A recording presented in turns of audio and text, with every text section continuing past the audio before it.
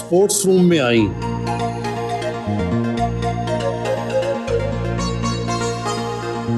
बच्चों के साथ कैरम बोर्ड खेला।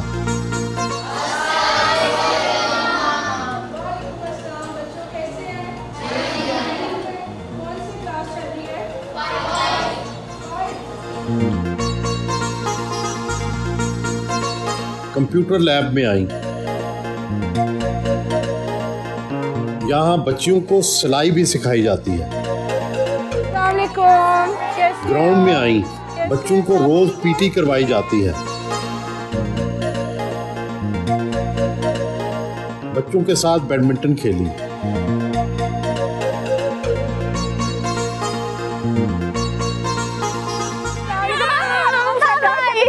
तमाम बच्चे उन्हें मामा कहकर पुकारते हैं। हॉस्टल में आई।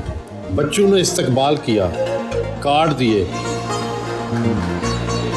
नर्सरी में 9 मौलूद बच्चों को रखा जाता है।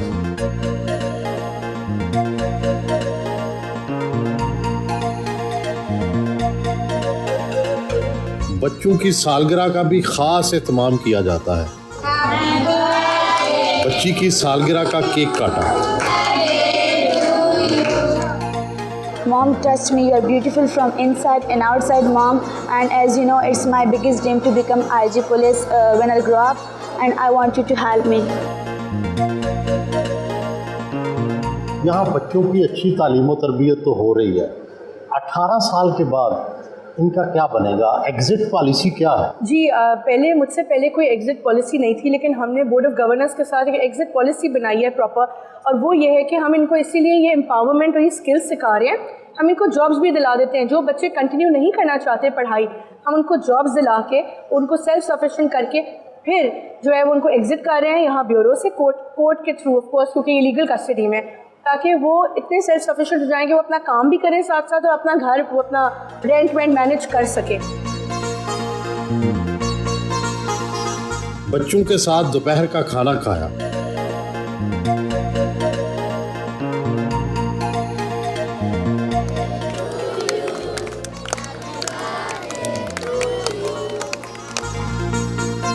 मुझे 17 साल हो गए चाइल्ड प्रोटेक्शन मिलते ब्यूरो में, और मैंने तकरीबन जितनी भी चेयरपर्सन आई हैं उन सारों के साथ काम किया है।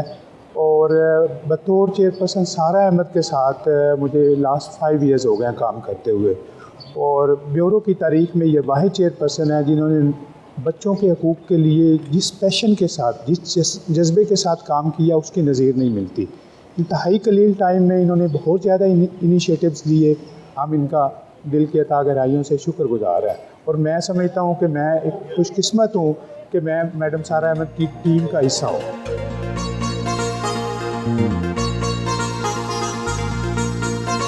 रेस्क्यू ऑपरेशन के लिए शेरपाव ब्रिज के नीचे आबाद झोंपड़ियों में मुकीम बच्चों के वालिदैन से मुलाकात की। चाइल्ड प्रोटेक्शन ब्यूरो के बारे में उन्हें आगाही दी। वालिदैन को बच्चों को चाइल्ड प्रोटेक्शन ब्यूरो में तालीम दिलवाने के लिए आमादा किया। दुनिया में कहाँ घूमी हैं? कौन सा मुल्क सबसे अच्छा लगा? वैसे बहुत घूमी हूँ। मेरे हस्बैंड को ट्रैवलिंग का बहुत शौक है। सऊदी अरब उम्रा बहुत ज़्यादा करने का इत्तेफाक हो तो वो तो फेवरेट जगह है हमारी, मदीना, मक्का। उसके बाद जो है वो US जाने का भी बहुत इत्तेफाक हुआ। फिर लंदन, वहाँ पे फ्रांस में पेरिस, इटली। मुझे सबसे अच्छी जो जगह लगी ना वो है लेक कोमो। वो है मिलान से 20 मिनट्स ड्राइव पे, इटली में। It's beautiful, it's a really nice place and I loved it. ये फरमाएं कि आप कितनी अमीर हैं, कितनी गाड़ियां हैं आपके पास? ये मुझे नहीं पता है मैं कितनी अमीर हूँ बेसिकली, लेकिन कंफर्टेबल एक लाइफस्टाइल ज़िंदगी गुजारी है हमेशा, अल्लाह का शुक्र, और अभी भी वही है। हीरे की अंगूठियाँ, हीरे की चूड़ी, कीमती घड़ी, तो ये सारा कुछ भी ज़ाहिर है आपके शौक़ हैं और आप अफोर्ड भी कर सकती हैं। तो कभी वहाँ बच्चे देख के इनको तजस्सुस होता है कि ये कितने की है? बिल्कुल आप सही कह रहे हैं। कुछ तो of course as a female शौक तो हर एक के होते हैं, तो वो थोड़ा बहुत कर लेते हैं उसको यूटिलाइज भी। एंड बच्चे बिल्कुल जब आप वो देखते हैं, उन सब में मैं कोशिश करती हूँ ये चीज़ें वहाँ पे नहीं यूज़ करूँ, वहाँ उनके सामने नहीं पहनूँ। आपका ज़ाती खर्चा कितना हो जाता है? क्या सब कुछ खावन से लेती हैं? खावन से नहीं, मैं अपना कोशिश करती हूँ कि खुद ही कर लूँ। जी, क्योंकि मैं एक MPA भी हूँ ऑफ कोर्स, तो मेरा इतना कोई वो नहीं होता कि उस मेरी सैलरी से ना पूरा हो। एंड बाकी तो ऑफ कोर्स जो एक्सपेंसेस एंड ऑल वो तो खावंद बेर कर रहे होते हैं, जो स्टाफ एंड घर के चीज़ें हैं, ऑफ कोर्स उनकी जिम्मेदारी भी है और वो करते हैं आराम से खुशी खुशी। मकामी माल पहुंची।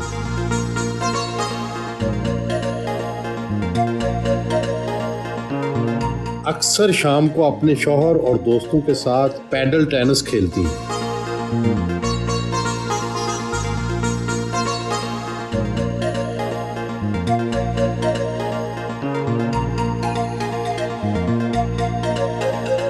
चाइल्ड ब्यूरो में काम करने का तजर्बा 5 साल से ऊपर हो गया। हुकूमत पाकिस्तान क्या करे कि भिखारी ख़त्म हो जाएं, बच्चों के साथ ज़्यादतियाँ ख़त्म हो जाएं और मुशक्क़त का जो सिलसिला है वो ख़त्म हो जाए। हुकूमत पाकिस्तान में अनफॉर्चुनेटली जो अभी हमें इकोनॉमिक जो हमारी सिचुएशन है और जो पावर्टी का लेवल है और जो अनएम्प्लॉयमेंट है, बेसिक जो इसके ड्राइविंग फैक्टर्स हैं इन सब चीज़ों के पीछे, वो ये है अनएम्प्लॉयमेंट, बेरोज़गारी, पावर्टी, गुर्बत, जिसकी वजह से लोग मजबूरी में भी अपने बच्चों को जो है वे इन कामों पे लगाते हैं। मैं खुद ऐसी फैमिलीज़ के पास गई हूँ, स्लम एरियाज़ में गई, जहाँ पे मैंने उन फैमिलीज़ से पूछा कि आपने अपने बच्चों को क्यों लगाया हुआ है बेगरी पे और लोगों के घरों में मुलाजमत पे। तो वो कहते हैं कि मैडम इसके बदले में जो हमें 30 से 40 हज़ार मिलता है इन बच्चों के बदले हर महीने, वो आप देंगी। तो उसके बाद मैं क्या आपको जवाब दूँ। गवर्नमेंट इस अभी हमारी सिचुएशन नहीं है कि हम उनकी फैमिलीज़ को भी सपोर्ट करें।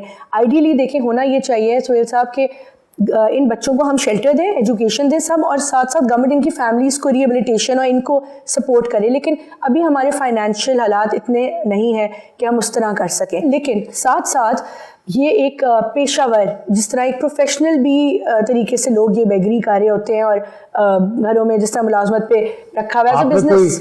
भिखारियों का कोई ऐसा नेटवर्क पकड़ा? जी, हमने अभी तक 2 से 3 गैंग्स बस्ट किए हैं, उनको गिरफ्तार करवाया, जिसके बाद मुझे पर्सनली भी थ्रेट कॉल्स आई, मेरी टीम पे अटैक्स हुए हैं, हमारी गाड़ियाँ तोड़ देते हैं, हमारी टीम को इंजर कर देते हैं, क्योंकि ये बड़े स्ट्रॉन्ग है। आपको पता है जब हम सोहेल साहब, जब हम बेगर्स को अरेस्ट करते हैं, बेगर्स को रेस्क्यू करते हैं, चाइल्ड बेगर्स, और उनकी फैमिलीज़ को फिर उनके वालिद को गिरफ्तार करवाते हैं, FIR करवाते हैं, क्योंकि हमारे कानून के तहत वो एक जुर्म है। उसके बाद ये लोग महंगे महंगे लॉयर्स जो है हायर करते हैं और हमारे ब्यूरो के खिलाफ हाई कोर्ट में जाके केस करते हैं। तो ये दे वेरी रिच, कौन लोग होते हैं? बेसिकली फैमिलीज हैं, और ये इतने अमीर हैं कि ये इतने एक्सपेंसिव लॉयर्स अफोर्ड करते हैं, और इनका एक प्रोफेशन इन्होंने बना लिया है। इन्होंने एक प्रोफेशन बना लिया कि अपने बच्चों को जो है भीख पे लगाना है, जिससे इनको महीने के 50-60 हज़ार रुपये मिलते हैं। क्योंकि जब एक बच्चा हम रेस्क्यू करते हैं, हमारी टीम कोर्ट के पास आते हैं, तो हर बच्चे के पास से एक दिन के 2000 से 2500 पैसे होते हैं जो कोर्ट के पास मतलब वो उनको रिट्रीव करते हैं। तो ये आप सोच सकते हैं कि it's a very profitable business.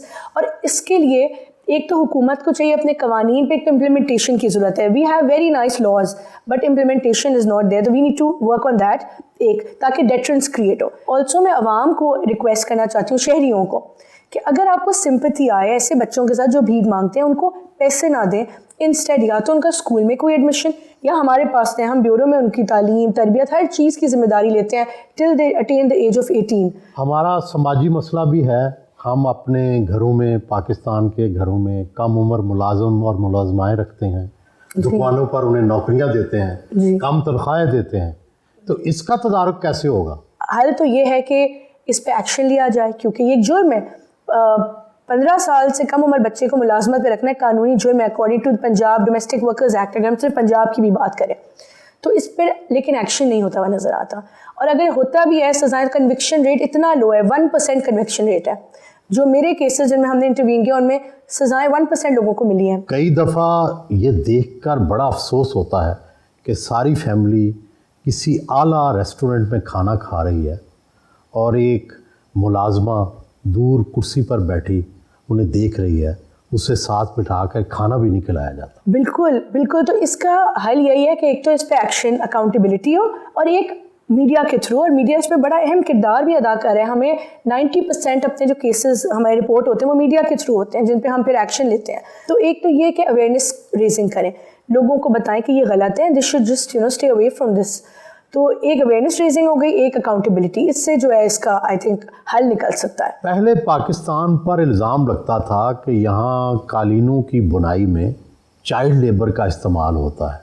क्या ये इल्ज़ाम अब ख़त्म हो गया? आई थिंक इस पर काफ़ी काबू पा लिया गया है, अब हम नहीं सुनते ये सब। इनफैक्ट ब्यूरो में बहुत पहले केस आया था कैमल जॉकीज़ का, बच्चों को यहाँ से स्मगल करके यूएई बेच के, जिस तरह हमने कालीन का एक एग्जांपल दी, तो एक कैमल जॉकीज़ में एक बड़ा एक बच्चों के लिए बहुत ही खौफनाक एक गेम में बच्चों को यूज़ किया जाता था और उनकी जान भी चली जाती थी उसमें। ये सब अब रुक गया है। अपने समाजी रुतबे से हटकर एक मुख्तलिफ काम कर रही हैं, जो मुश्किल भी है, लेकिन आपके मशागल भी होंगे। अपना दिल बहलाने के लिए मौसीकी सुनती हैं, कोई और आपकी हॉबीज़ हैं? जी बिल्कुल, पहले बहुत सारी हॉबीज़ थी और अब टाइम बहुत कम होता है क्योंकि अब MPA प्लस जो ब्यूरो का काम, डबल रिस्पॉन्सिबिलिटी आ गई है, तो टाइम कम होता है। लेकिन अपने आप को स्ट्रेस फ्री करने के लिए मैं म्यूज़िक सुनती हूँ और मिक्स्ड, मतलब पाकिस्तानी हमारे जो बहुत अच्छा टैलेंट है यहाँ पे, वो भी, इंग्लिश सॉन्ग्स पुराने 90s के, वो भी मुझे पसंद है।